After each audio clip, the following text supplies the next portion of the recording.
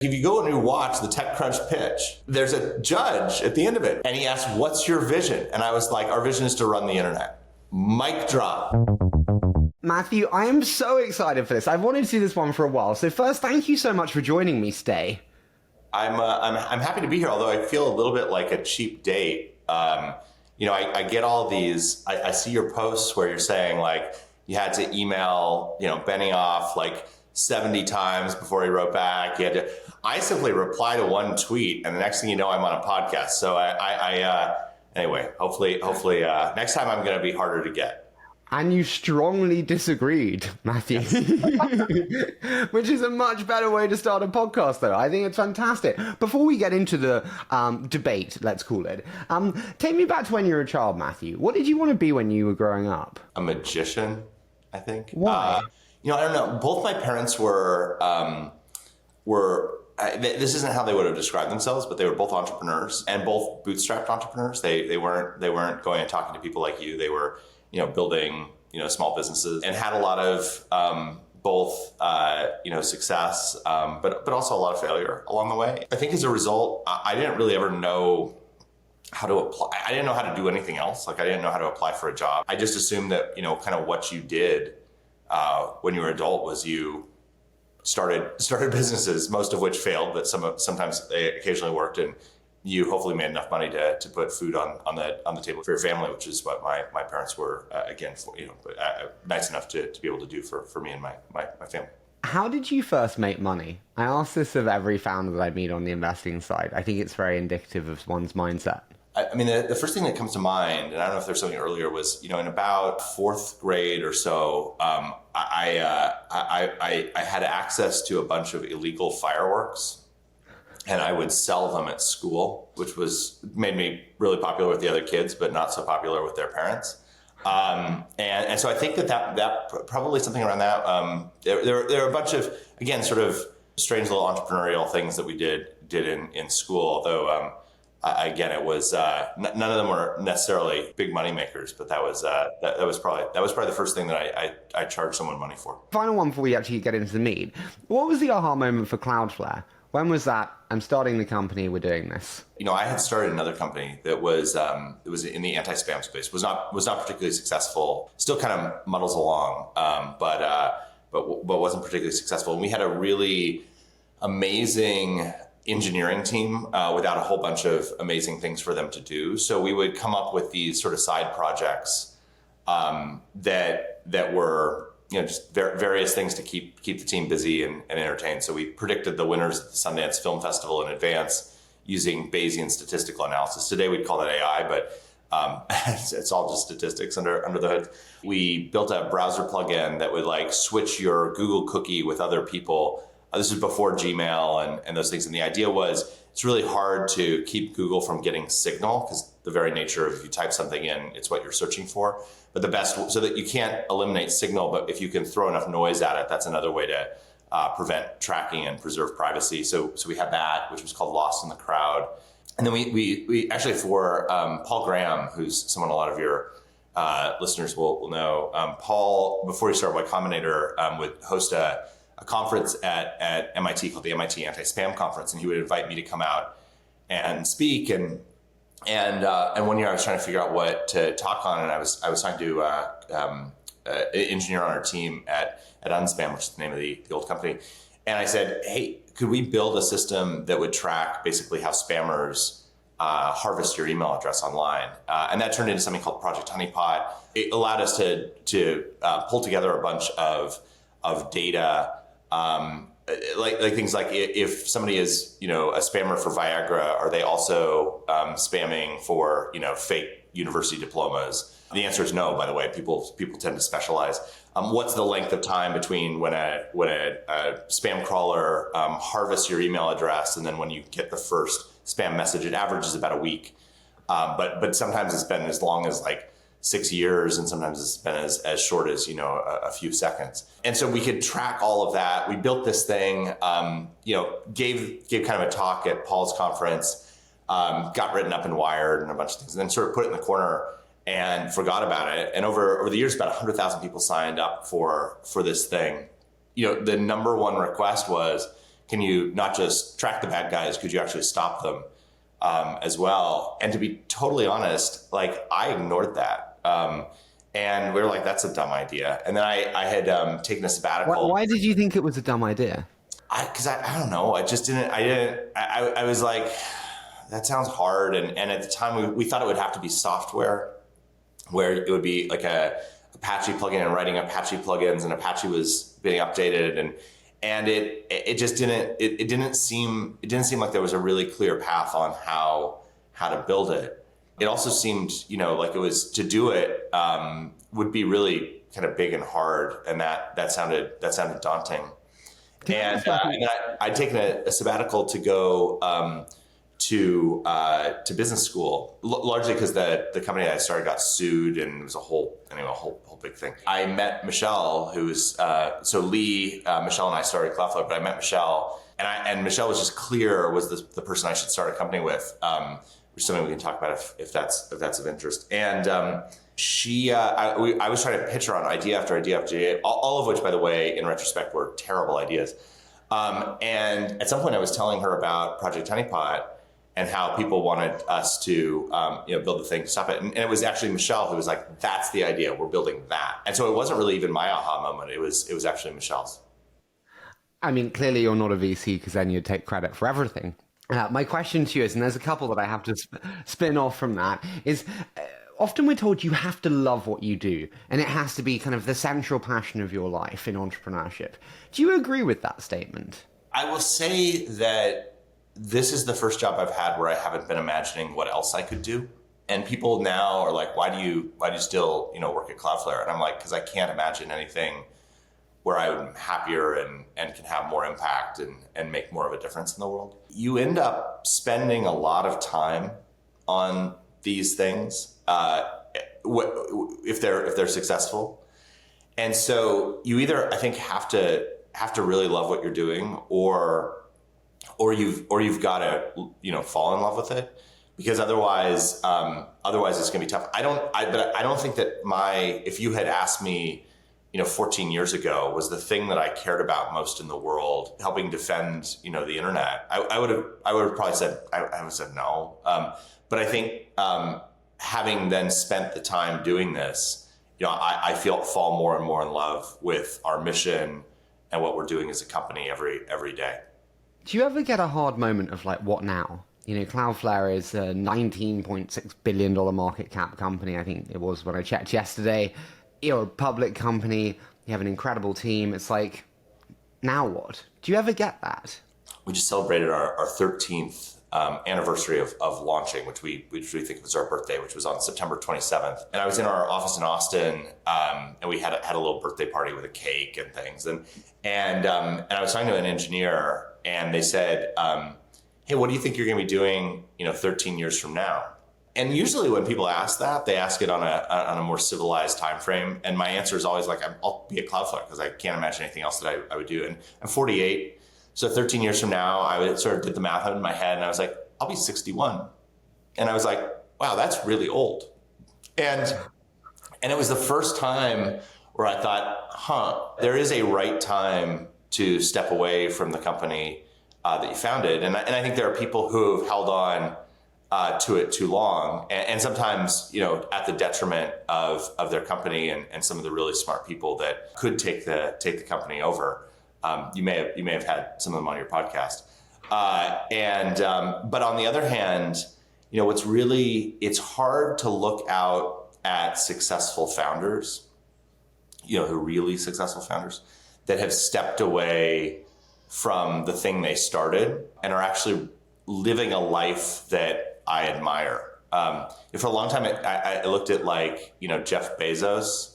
I was like, wow, he seems like he has a pretty good life. He seems like a pretty happy person. And now today, it seems like he's optimizing his life for Instagram, which is weird. Gates seems like he's made a bunch of, strange decisions. You kind of go down the list. I went through this exercise a little while ago with Michelle, and we had to get all the way down to like the Adobe founders, Warnock, who just passed away, who actually seemed like he had a really pretty happy and successful life. So I think that unfortunately, there's a lot of founders who, after they leave their companies, end up either miserable or dead. And I think it's a really interesting question of why that's the case. And I don't have a great explanation. Do you think it's tied to identity? And it's something that I struggle with. Yeah, absolutely. I never go on holiday because I never know what to do with myself, and then I have to look in the mirror, Matthew, and go like, I don't really like this person. Kind of shallow, just like venture capital, and it's horrible. And so my identity is my work. I mean, that's a lot. I think that's absolutely what it is. And it gets back to your original question, which is, do you have to love what you do? I think that to be as successful as Gates, to be as successful as Bezos, to be as successful as Benioff, not only do you have to love it, but it becomes you. And you have an enormous stake in the success of a firm. And that's very different than if you're hired to be the CEO of a company, or you work your way up through the ranks and become CEO of a company. And there are unique superpowers that as a founder you have, but there are also unique blind spots that you have as well. And I think the thing that I think that it is a very rational thing to look out and see the sort of wasteland of former very successful founders who again, we've all made more money than we need. That's not really what motivates. Has Cloudflare become you, Matthew? You mentioned your Benioffs and your Gates and your... Well, I hope it's. I mean, there's probably a bit of me, but I think it's bigger than me. It's certainly at least me and Michelle and Lee. And Michelle is such a radically different human than I am, that I think that DNA, that sort of cross-pollination of DNA from the two of our skill sets has been really, really important. And the things that I'm really bad at, she's amazing at. And the things that once upon a time she was bad at turn out to be my strengths. But again, it's been amazing to watch her also evolve as a leader as well. So I think for sure it becomes the founder. And I think a lot of times the fact that she and I have been doing this now for over 14 years, and we have hard conversations, but we get along. We don't have fights. We're low drama. I think that echoes down through the rest of the organization. And the probably most important thing that you do in your life is pick who your partner is in whether it's marriage or whatever you believe in. And I think then the probably the second most important thing if you're a founder is figuring out who your co-founders are. I do want to ask about that. I do just want to ask you on the kind of founder theme. Are you willing to trade off happiness for success? And what I mean by that is you're Benioff, your Gates, your Bezos. They have given up massive elements of life that others don't for things that others don't have. I mean, to answer that question, you have to define what success is. And so I like, what do you mean by success? Success, I mean, seismic impact on society combined with market cap. I would put in those two buckets. So I think those two things are linked, but I think that happiness for me at some level is the seismic impact. Like if I think of what are the things that really motivate me today, the fact that we detected in December of 2021 the early indicia of Russia probing in a way that was similar to how they probed before they went into Georgia, before they went into Crimea, when they got more involved in Syria. And briefed government officials in both the U.S. and in Europe on what we were seeing. Offered our services at no cost to Ukrainian government and infrastructure companies. And then, to be totally honest, felt a little bit like Chicken Little because December passed, then January passed, nothing was happening. And then, unfortunately, on February 24th of 2022, Russia invaded. And we helped make sure that the Ukrainian infrastructure stayed online. Had we not done that, it would have been much harder for President Zelensky to get the message out on what was happening. It would be much harder to see what was happening on the front. It would be much harder to see the atrocities that the Russians continue to commit. And I think it would be harder for Ukraine to be able to defend themselves. In exchange for that, I've been personally sanctioned by the Russian government, which is somewhat surreal. But I'm super proud of that. And I'm proud of the fact that we helped or are continuing to help Ukraine win the war. I'm proud of the fact that in Iran, there are women who are organizing protests that are using our technology to do it in a private and secure way. Those are the things that motivate me and the work that I do. How does it feel when you get sanctioned by Russia? I'm sorry, I'm used to interviewing VCs. This is Yeah, I was on an airplane, and I remember thinking, God, I hope we're not flying over Russia, which we obviously weren't because the war had started, and no aircraft were flying over Russia at that point. It was three. You should try. There are three tech executives that got sanctioned at the same time. Yeah, you already interviewed Benioff, who was one of them. It was me, and then Zuckerberg. So now you just got to get Zuckerberg on, and you've completed the trifecta. Oh, I mean, that's wonderful. I'm 2/3 of the way there. I'm very glad to hear that. But I sort of like which of these things is not like the other.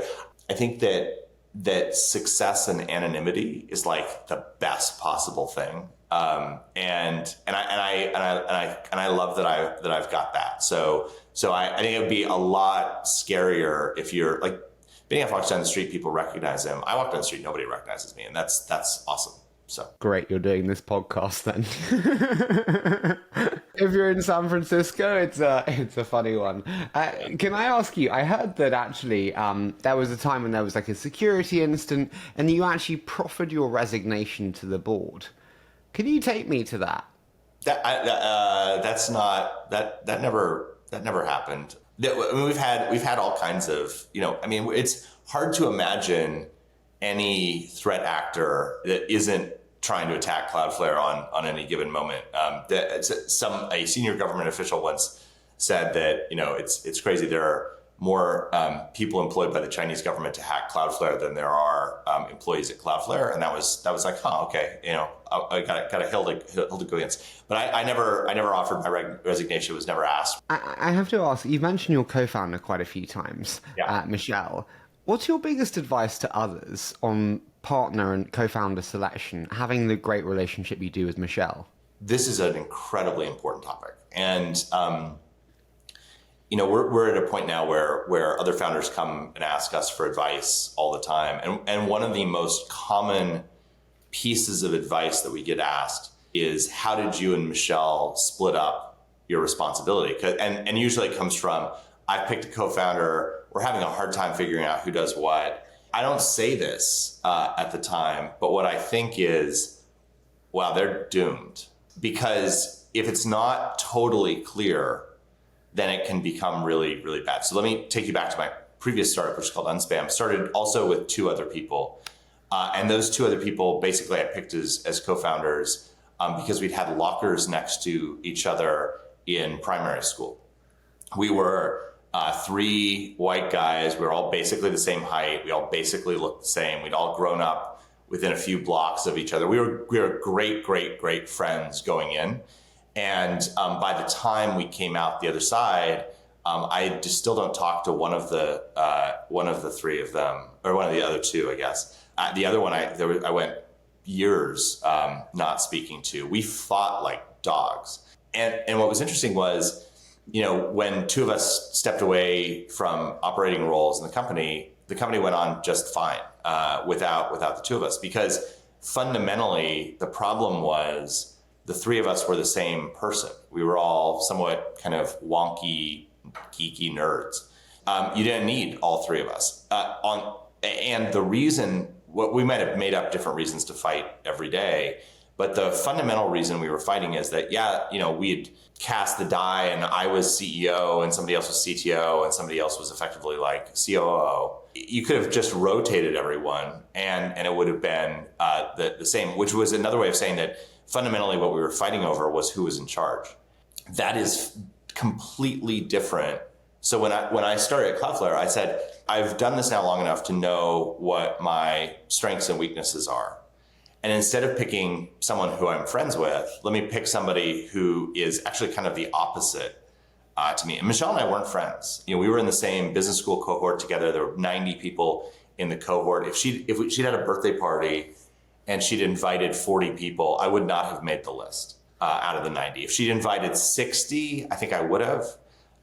I'm somewhere in the kind of 50 out of 90 in terms of friendship. But I think we both had an enormous amount of respect for each other because we were each very good at different things. When we went public, we had to go through like a succession planning exercise. If Matthew gets hit by a bus, who steps in as CEO? And the board decided, and I think this is publicly filed, that Michelle would step in on a temporary basis, and then the board would do a search and figure out what the long-term basis was. In my last company, if we went through that exercise, the other two co-founders would have been studying the bus schedule and suggesting times that I should run across the street. Maybe looking the wrong way. Whereas at Cloudflare, Michelle texted me, "Don't you dare get hit by a bus." I think that is part of, it's really clear that each of us have our own strengths and each of us have our own lanes. If you think about it, the way Michelle would describe it is, the problem space that you're trying to solve when you're starting a company is so big. And you want people to help with that. And ideally, you want to cover as much of that problem space as possible. So it's like a Venn diagram where you want circles that have a tiny bit of overlap so that there's some ability for the people involved to relate to one another. But ideally, each of those circles has a ton of space covering the problem area to do that. So, early on, I was the first salesperson. I was sort of the marketer. I was the sort of head of product. I did early customer support. Lee was the technical genius who was, writing code and just heads down, and that's what he wanted to do. And then Michelle was the person who made sure the rent got paid and took whatever the first sale was and figured out how to turn it into a process that was, the second, third, fourth, sixth sale, or I could hire one person, she would figure out how to hire 100. And those are very different skill sets. And I think because we each had our own lane, I think that was a big tribute to the early success that we had and the stability that we've had. Matthew, do you think co-founders should be friends? You have two types of people. Some that say every weekend, yes, every minute, you're like so into the friendship. And then others like, no, I didn't particularly want to see my co-founder on the weekend. Not badly, but like, it's just, we work together. Yeah. But I don't want to spend every weekend. I think the worst people make this work. So there's an exception to every rule, but the worst is being married to your co-founder. Like that's really tough. And early on, people thought Michelle and I were dating. I was like, I think she's like my sister. Like, there's no way. Like that was never a thing. Today, we're incredibly close friends. Like if I'm turning 50 soon, she's gonna be first one on the invite list. But it's because we've had a lot that we've done together. But when we started out, like we didn't hang out. We had totally different social circles. We did totally different things, and we were very, very different. So I think you inevitably, if you do it right, become friends. But I think what you want to start out as is colleagues. Final one, and then I do want to discuss the Twitter disagreement. You said about having hard conversations there with her and discussing pretty challenging topics. Mm-hmm. How do you do that well? I'm never sure whether it's like, minimize the time between, action and discussion, good conversation as one had now.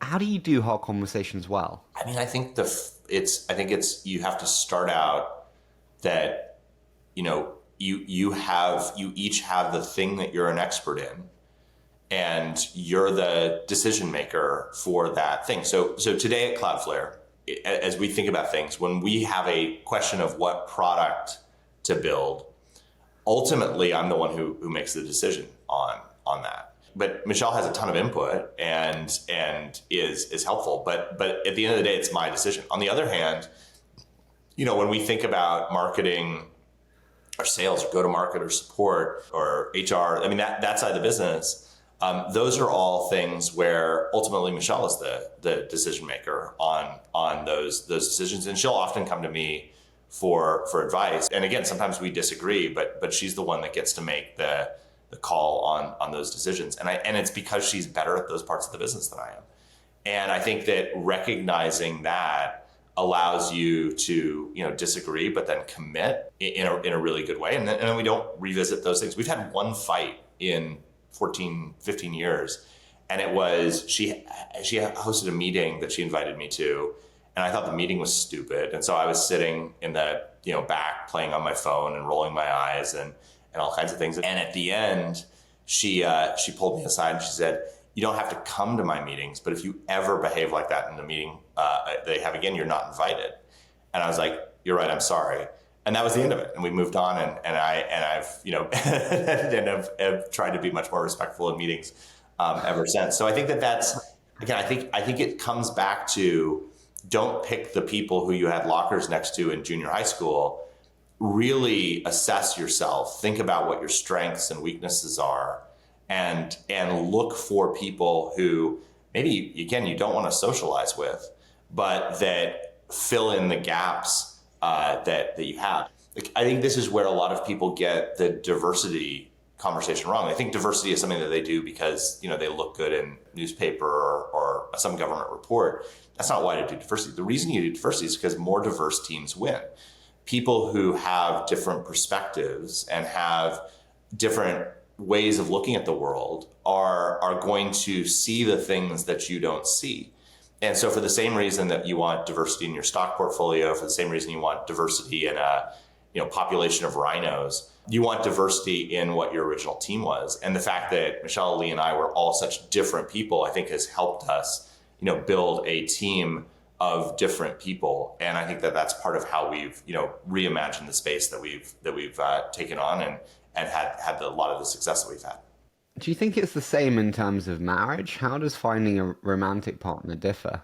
I'm definitely not a couples therapist, and it's interesting. I feel very fortunate to have dated some just incredible people over the years, and especially during the time of starting Cloudflare. And it could have worked out with almost any of them, but I think what happened was, the company came first, and I screwed up a whole bunch of relationships because of that. And then I think finally, when I got to a place where I felt like I had some stability and comfort and met an amazing woman, that was the point in time where I sort of said, okay, I'm ready to get married. What was that transition, Matthew? Because I'm in the company comes first stage, and I haven't made the transition. What was that transition? I don't know. I felt like okay, I've done it. Like, and been successul enough, and made enough that I wouldn't worry about it's one thing to have. And when we started Cloudflare, I was dead broke. If we hadn't raised money in November of 2009, I wasn't sure how I was going to pay my rent. I'd already borrowed a bunch of money from my mom, and which was, by the way, as a 30-something-year-old, super embarrassing. And it was 2008, 2009, and there wasn't a really good other option. Over the years I was a bartender, I was a test prep instructor. I had a bunch of just odd jobs to just basically cover my living expenses. But we had to close that first round so that we could set up payroll so that I could pay my rent. And I remember it when the VCs were like, yeah, we have to, we've signed everything, but it's going to take a few days for us to wire it. And I was trying to stall my landlord so I didn't get evicted. A few days, not a week, right? Just a few days. A week would be really bad. It was my rent was due on the 15th of the month, and I remember I think we closed the round on the 17th or something. And we had everything wired up where immediately it was and here's our payroll. So it was. Matthew, are you ready to discuss this? I am. I am. I think that this is, this is almost like the Zuckerberg Musk fight. I will say I'm quite surprised how many people this morning have been sending me notes on LinkedIn and things being I can't believe you don't believe in the sort of niche. There's even a term for this. I'm looking forward to this. Honestly, I advise a lot of companies and I advise them this. And so if you can teach me something else that's better, game on. But I tweeted for audience, the single biggest mistake pre-product market fit that companies make is they don't focus on a narrow enough customer segment, target an almost impossibly small audience, earn the right to do the next thing. You then responded. At what hour, by the way, was it when I responded? 2:38 a.m. No, I'm joking. I'm not too sure. But you responded, pretty strongly disagree with this. Full stop. Help me. Why do you disagree with this statement? Yeah. So first of all, let's see if we agree on a framework, and then we can get to this. So you're a VC. Mm-hmm. So instantly that carves you out from what I'm gonna call like the entrepreneurs like my parents, like, bootstrapped entrepreneurs. And you can build incredible bootstrapped companies and businesses.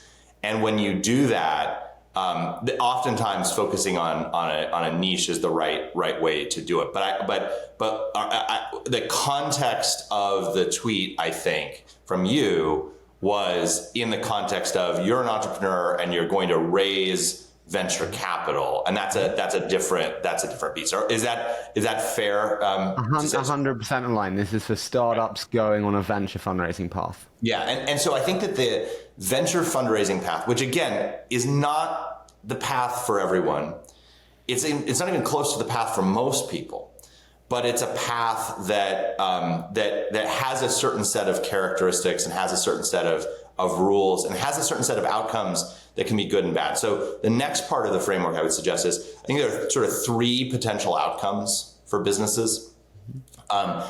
One of which is amazing, right? You're wildly successful and you sell the business or you take it public or whatever. And it doesn't even have to be Cloudflare. Like it can be any number of things, but you have what people would call a success. And so let's take that one, and that's great. But that's kind of it's hard to optimize for that. So let's look at the other two outcomes. If the wild success is the best outcome, the second best outcome, I would argue, is quick failure. It just doesn't work, right? And it falls on its face and dies. That's actually a really great outcome. Because you lose some VC's money, but that's kind of the game, and it's fine. And it's, by the way, one of the reasons why I talked to a bunch of folks in there, like having all these angels. They're like, oh yeah, I let my Aunt Marge invest. Like that's the problem is that the second best outcome is quick failure, and one of the ways to make that second best outcome more likely than the bad outcome is not have your Aunt Marge, have professional investors who are investors. So like at Cloudflare, we never raised like angel money. We never raised from friends and family, literally until we were going public. And then we let folks like that invest in the IPO, but we didn't do it otherwise. In large part because we were like, listen, we were going to be a 1 or a 0, and most likely we were going to be a 0. And if we were a 0, like, yeah, it sucked if we lost Venrock's money, but like that's their job, and it was good. I actually think the quick failure is again, it's not what you play for, but it's a good outcome. The worst outcome by far is the slog, where you have these companies that are growing just enough that it feels like success is just over the next hill, and so they can't stop. But nobody cares about them anymore, and their investors are tuned out and dread every board meeting, and you've got, I would guess, a bunch of slogs, and I've got a bunch of friends who I love and admire and respect, and they're in the slog, and you can wake up very quickly, and 10 years of your life is gone like that, and you look back and again, you can talk about this you get diluted, you get all this, but the real thing is, like, you just aren't proud of anything that you've done, and you've stopped learning about interesting things. That's the really bad outcome, and that's the outcome to try and avoid. Does that, again, as a framework, does that sound like it kind of makes sense? We are totally aligned on that. 100% agree. Awesome. Yeah. Okay. So with that context, so again, if you're a bootstrap founder, like this advice doesn't apply. If you're like, wow, that slog thing, that sounds like fun, then maybe this advice doesn't apply. So then you start to look at, okay, what is the path to doing this? And I think that the number one most important thing that you can do as a founder to try to get to success, or at least to figure out which of those things you're in as quickly as possible, is hire and recruit incredible people. Like, companies are just collections of people. The hardest thing by far that you do early on is recruiting. It is so incredibly difficult. Yep. And so, and does that also track? That seems aligned. Okay. So now the question is, and maybe again this is going to get down to somewhat semantics, but now the question is, let's say that you're Toby and you're starting Shopify, and you have two different options.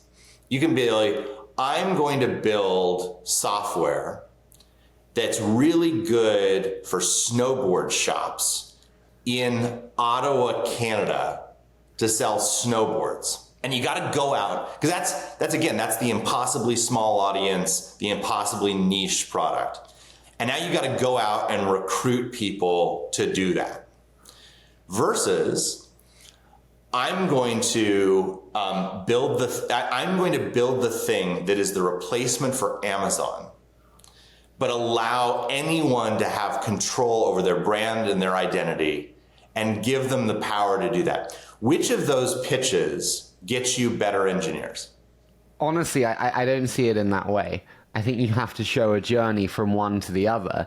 But I think if you have an engineer that just sees a fluffy vision of we're going to take on Amazon, they go, yeah, good luck. And then if you have someone who says, hey... You live in London, right? Yeah. Yeah, and it's one of the really interesting things. It's like, why is the Bay Area still, the best place to start companies? Oh, the unbridled optimism and the view that you can change the world. And it is. I mean, when we were starting, and by the way, it's why it's the best place to start companies, but it's a terrible place to scale companies. Huh. It's because early on, I mean, again, we were like, we're going to run the internet. Like, if you go and you watch the TechCrunch pitch, and there's a judge at the end of it and I can't remember who the judge was, but Keith Raboy was on the panel. It wasn't Keith who asked the question, it was another guy. And he asked, what's your vision? And I was like, our vision is to run the internet. Mic drop, right? And that didn't seem absurd, right? And early on, we would ask questions like, if Cloudflare ran the entire internet, what would the right thing be? Technically, from a policy perspective, from a product perspective.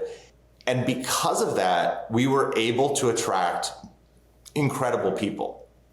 If we had said that what we were going to do was help protect small business websites from cyber attacks, which is that's a pretty big vision.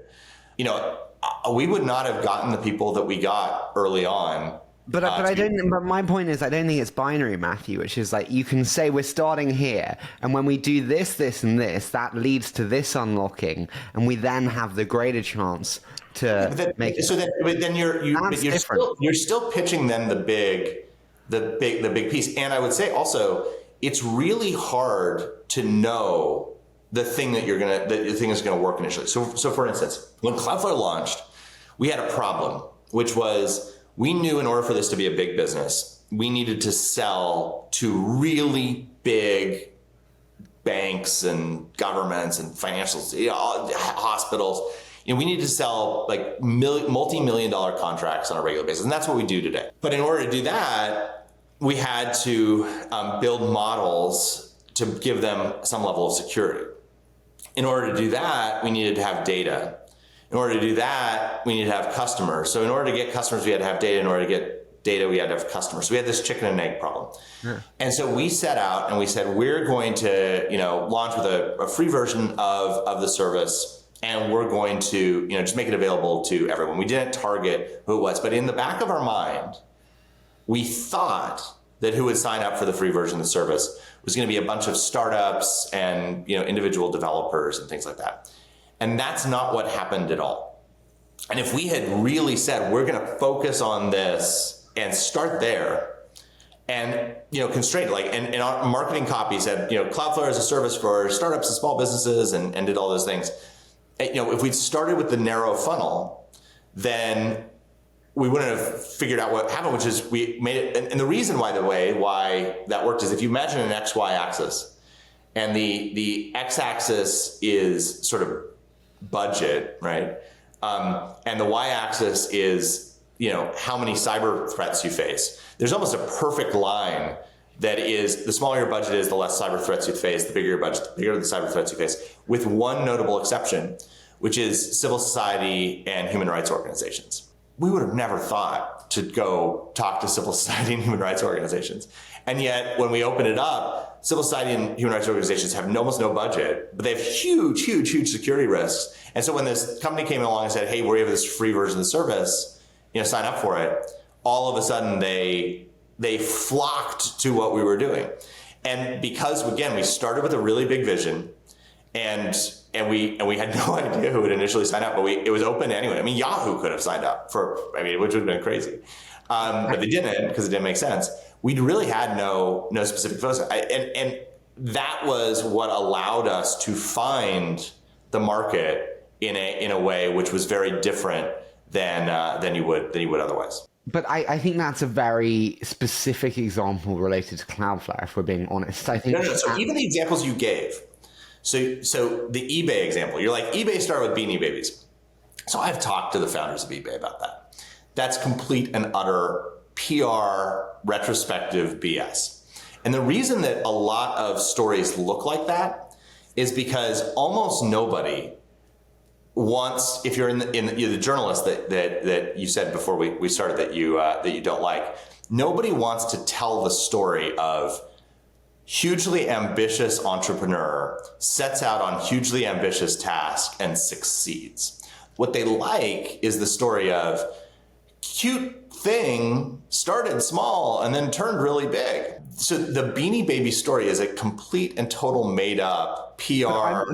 But I'm not saying that. You're conflating things, if we're being honest, Matthew. I'm not saying I'm against hugely ambitious founders. I'm just saying that having a very targeted ICP to find your first 1,000 true fans is a core tenet to what it takes to build a successful business in many if that's all you're saying, fine. But that's a very, very, very narrow claim. And the risk of it is, again, if you start out with, we're going to build the snowboard shop in Ottawa, or the snowboard powered shop in Ottawa. Like, if you don't get that right, it could be that the place you think, it could be that it's actually people selling teapots where you find that initial task. And so if all you're saying is cast a wide net, but then appreciate your early customers and double down and focus and really understand them, then, that's fine. Again, in our case, the first 1,000 customers were all over the place, and I can't tell any discernible pattern between them, except for that they were crazy enough to sign up for us. Early on, we spent a ton of time getting to know them and focusing on them, but it was always to just learn and improve the product. What we were trying to solve was still pretty ambitious for them, but if all you're trying to claim is focus on your initial customers and really love and respect them, that's great. But where it runs a risk is if you start to say, we've got to do X.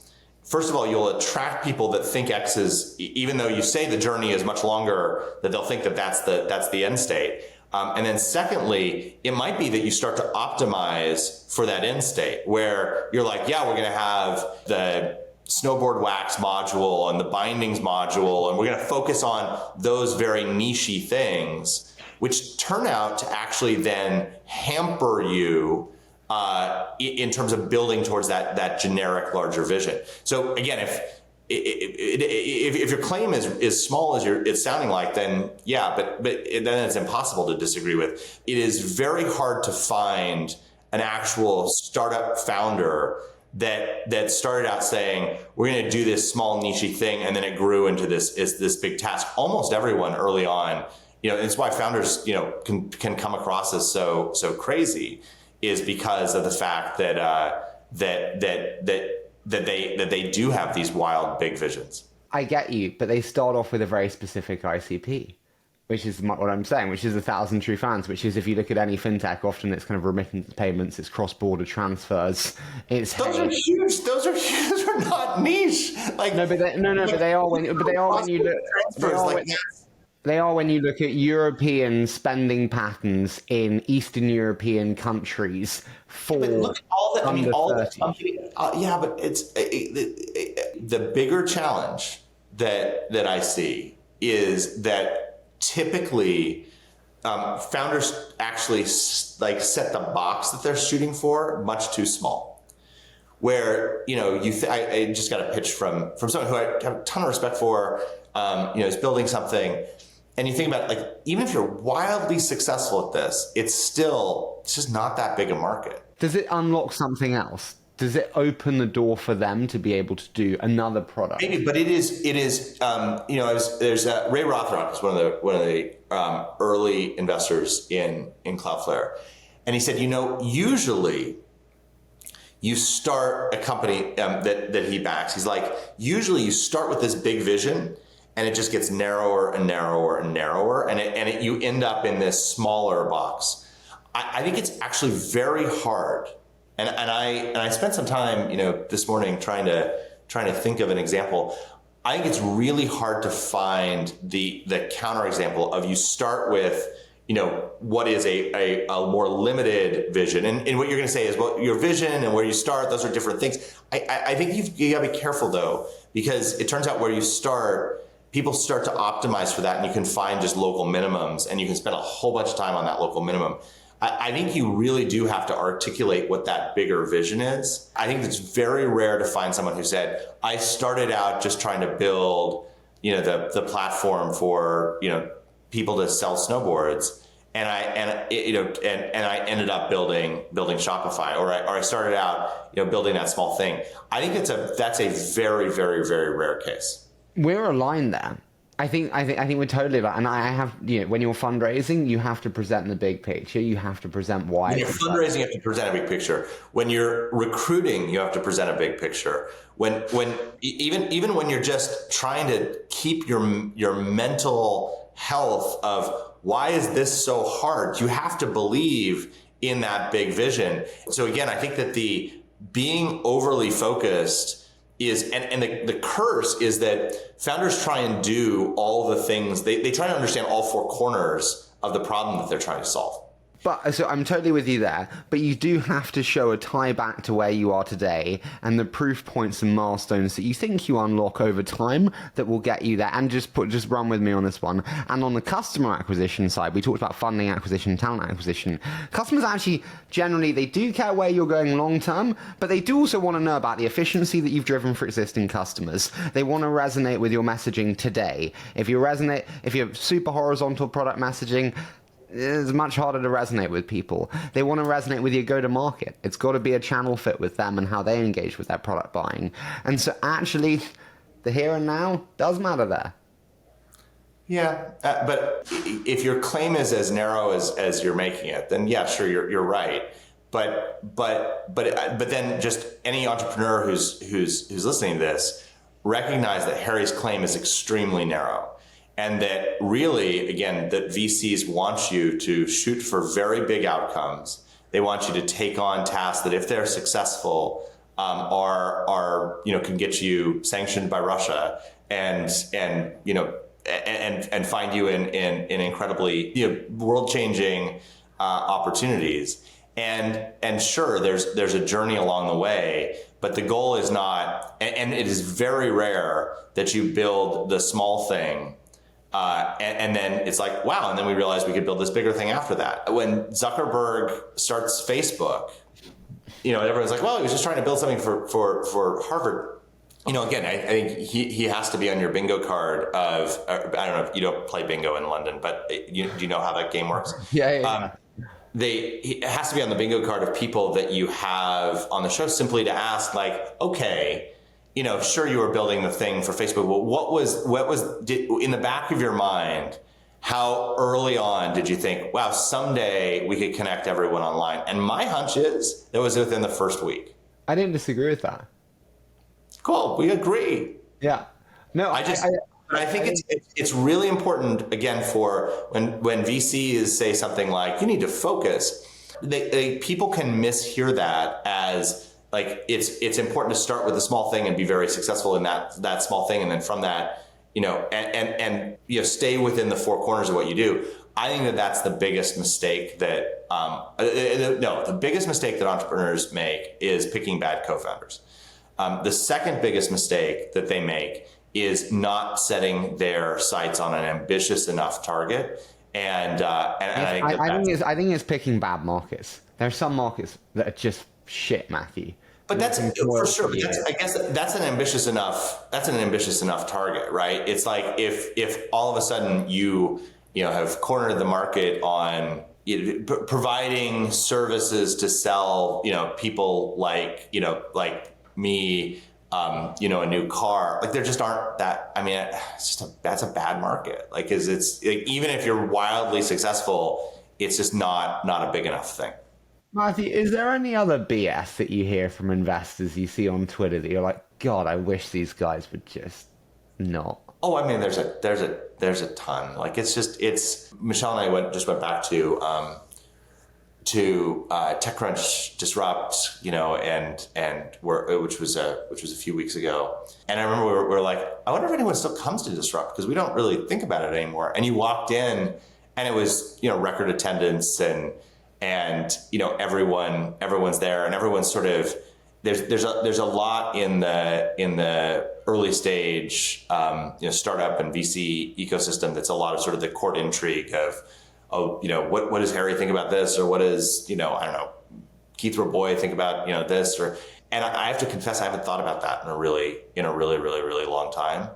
And I think part of Cloudflare's success was we were nobodies. Like, we didn't know anyone, and we didn't get invited to all the fun parties, and we weren't part of the cool kids group. And I think as a result, we just focused on how do we build a company. And so I haven't spent a ton of time thinking. I didn't spend a ton of time thinking about it early on, and I didn't spend a ton of time thinking about it today. And yeah, every once in a while I'll see a tweet from someone like you, and I actually think there's a duty as somebody who has been successful, and again, you can be wildly successful as an entrepreneur and have an outcome which is you don't have to go public. It doesn't have to be $1 billion idea, but I think you can have an amazing bootstrapped business that gets to. It's actually Michelle, my business partner, her husband. He's got two other guys, and the three of them just churn out bootstrap businesses, and they try to get each of them to cash flow basically $3 million a piece, because then they can basically each take $1 million out, and then they just do it with the next one. They do it in the next one. That's amazing. In some ways, that's like the best possible business. Do you not think in that case, I wonder what they could do if they actually focused. I'm not saying they'd do better. I'm just saying a thought experiment. Clearly very talented. Again, I think it's if you can have reliably, from a SaaS business that you don't have to spend that much time on, $1 million that comes off of it, and then you can, with two other people who have different skill sets and you work well with, can go off and build a second one, a third one, a fourth one. That's pretty good. Like I think that it is. But why didn't you just build the first one or a second one to something much bigger? Things compound over time and get easier, generally speaking. I mean, 100 to 150. It also can be, again, that's the place where like focusing on a niche makes a ton of sense. There's a guy I went to business school with when we were in the same business plan competition. So you have Cloudflare on one side, and then the other person, Will Dean, who started Tough Mudder, which is a mud race. Yeah, it's famous. I think it's an open question whether they've been more successful or we've been more successful. Like, they have no costs. they've got this thing that's just a machine that just kicks off a ton of cash, and he can go and focus on, other things that he cares about. Whereas, I think I got to show up every single day. And yes, on paper, it's much less likely you're going to have Will on your show. I'm not sure that that's optimizing for, what real success is. Success will be when you're walking through an airport and you see someone wearing a Tough Mudder t-shirt, and every time I walk through an airport now, there's someone wearing a Tough Mudder t-shirt. So they've done really well. Does money make you happy? Not having money sucks. Like when I couldn't pay my rent, that made me very unhappy. There's a certain level of wealth that you get to where it turns out that cars are cars, and I've never really been that into cars. So I drive a fine car, but I've never optimized for that. Houses are basically houses. And so once you can, afford a car, you can afford a house, you can live in a place which, you enjoy, you can know that your kids are going to not only eat, but be able to, go to school wherever they are, that the marginal value from each additional dollar is, I think, not the thing that motivates many people. I think some people use it as a way to keep score. Hyper-competitive people want to keep score. And that's never been kind of how I've... How do you keep score then? Do I feel like we're making the world better? And I hope that we're then generating enough wealth across the entire company where the people who have come on this journey with us can do it. Another late night tweet. I was in DC meeting with some of our team, and one person on our team was got emotional and was talking about, I was able to buy the house of my dreams because I came and worked at Cloudflare. And I was like, that's what's really cool about being an entrepreneur. Is it's not about you, it's the fact that the people who are around you are able to be successful. And that's true, with the broader ecosystem. And I think it's actually really important as you think about who even your partners are from, a financing perspective. Everyone who bet on us pre-IPO made at least 10 times the money that they invested with us. Do VCs add value, Matthew? Of course. Yeah, for sure. VCs are great. Public market investors are even better in a strange way, but it's, yeah, for sure. Why public markets investors better? For the same reason that in places where you have no-fault divorce, you have fewer abusive marriages. There's tons of research into that. It turns out that being able to get divorced is really makes for a better relationship. The hard thing with VCs is it's really hard for them to fire you or you to fire them. It's got to get really bad before that happens. Assuming everyone is acting in good faith. And so it's harder then for each side to tell each other the truth, and it ends up often becoming it risks becoming a really unhealthy marriage, which is part of the reason why it's so important to really think not about the firm but about the people who you're going to bring on and be a part of it, because you're stuck with them for a really long time, and there's really no good, easy, clean divorce from VCs, and vice versa is true as well. Public market investors are great because if they'll tell you the truth, because if they don't like what you're doing, they sell your stock. Everyone's like, but they're so short-term focused. They're so short. Like Bailey Gifford, who's one of Cloudflare's top investors, a Scottish firm. Their average holding period is 16 years. That's the average, right? So that's way longer than any VC that's out there. And so again, if you can find the right public market investors, they're super smart. They'll tell you the truth, and it's in part because of the fact that if they don't like you, it's easier for them to get divorced. Bailey Gifford are amazing. So much respect and love for them. I want to move into a quick fire round, Matthew. So I say a short statement and you give me your immediate thoughts. Does that sound okay? Sure. So tell me, what's your biggest regret? I mean, so I'll get choked up if I talk about it. So Lee, who's the third co-founder, unfortunately isn't at the company anymore. But I knew Lee longer than I knew Michelle. At some point in sort of the 2014, 2015 timeframe, he just started becoming a jerk.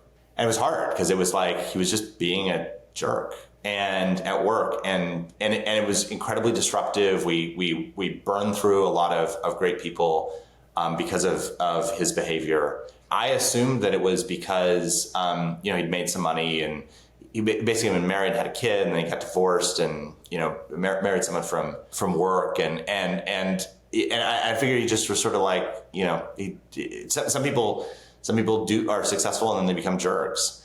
And I figured that was what was happening with him. Instead, it turned out he had a pretty rare neurological condition called frontotemporal dementia. It's the same thing that Bruce Willis has, but Lee was in his 30s, which is extremely rare for something like this. I have tons of regrets around that. I regret being as angry as I was at him because I basically had to fire him because he was just being and that was a super hard decision for me. And then he where I was a mess, he was like, yep, you're probably right, time to leave. And the reason why is the frontal lobe of your brain is the thing that is what helps you process and have empathy and have human relations. And if you look at the brain scans, it's easily missing those. And so I have a ton of regrets around how that all went down. And I try now when people, their behavior changes dramatically to ask, is there something going on in their personal life? Is there something going on with their health? Is there something else that's out there? And that was an incredibly hard thing. Lee's still alive, but is can't speak anymore. Is just a hollow shell of the person he used to be. I'm sorry that's really tough. Yeah. If you search online for what happened to Lee, there's a Wired story that tells the story of it. But I have tons of regret around how we handled that. What have you changed your mind on in the last 12 months, Matthew? Oh, I changed my mind a lot. I really like the sort of Amazon, you should have strong opinions that are weakly held. What I've found is hard about that is that as a successful CEO, you will say something and everyone thinks, oh, that must be right. The relationships that I value the most are the ones where people say, okay, let's think about that. Let's test it, and let's and I try to have strong opinions that are weakly held. So the list is long, and everything I'm thinking of would be material, non-public information that I can't disclose. But I'll think if there's something else. What one word would you most want to be on your tombstone, and why that word? Internet, with a capital I. And why? Because I think I wrote my college thesis on why the internet was a fad in 1996. And I feel like I have a penance to undo that early wrong. I was born in 96, Matthew. Yeah. Well, and so where are you gonna? God. Well, mine be reliable. Again, I'm 48, so I'll be 49 in November. It's only in the last few weeks that there have been a handful of times where I felt really old, and that was just one of them. So thanks for that, Harry. Listen, I'm always here to, just bring you up, give you that positive boost. You've got a dinner party, okay? Were you named after the prince, or is that I thought you were maybe be like contemporaries, but you're much, much younger. No, I'm much. I don't look that old. I'm 27, Matthew. I'm spring. Your Twitter profile makes you look much older than you are. Yeah, I know. I'm just devastatingly good skincare routine, which is secret to success in all things. You've got a penultimate one. You've got a dinner party. You can have one guest. Who do you have, dead or alive? Who do you have, and why them? You can ask them anything. So alive, I really admire Tim Cook. I think he's a very principled person. Every time I've interacted with him, he's just, it's easy to poke at Apple as the most successful company, in the world right now. But Tim, just as a human, I think is really interesting. And having grown up as a gay man in the South. And having had the success he has, I way before Apple was sort of leaning into privacy, I heard him speak about how important privacy was for his life and his career, and I really admire how principled he is. Dead, probably somebody who's thought really deeply about the sort of principles of rule of law. So maybe Aristotle, maybe Madison. The interesting thing is that for us is that when you get to a certain size, we're all in the game of the trust game. Yeah. How do you, fundamentally, it's how can I prove that we're trustworthy? That's also the problem. That's the fundamental problem of governments is how do you how do you continue to be, trustworthy?